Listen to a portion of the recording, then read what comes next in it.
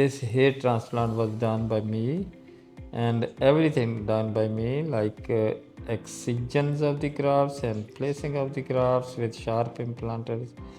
I did 2000 grafts to this. We are just hydrating the grafts on very second day.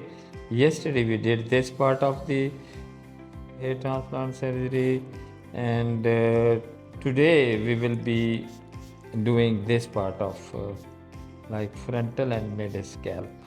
Yesterday we did it to the crown only. I usually do it from posterior to interior. This is my way of doing, and you know, this is the best way of doing, because you can keep all the control in your hand while you are going from posterior to interior.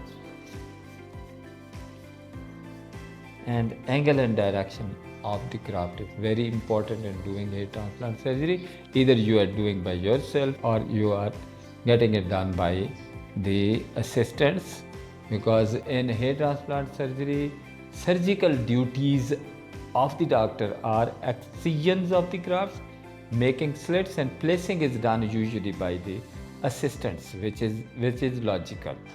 But if somebody, because he was interested in getting everything done by me, so I'm doing placing as well. So the doctor who is known to be competent in hair transplant surgery, he should know each and everything about hair transplant surgery, like graft cutting, making slits, making slivers, placing by different techniques. You should be knowing everything. And same is with the harvesting technique like FUT, FUE. You should be knowing both of them, equally competent in both of them, and you should be having equal surgical grip on both procedures, FUE, FUT, because this is about decision making.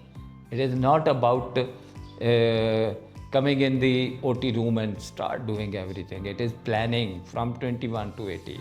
So you need to keep in mind, you need to be competent in both techniques, FUE, FUT. Thank you very much. We will discuss in length on this, why FUE, why FUT, why combining both procedures. We will discuss in length. Thank you very much.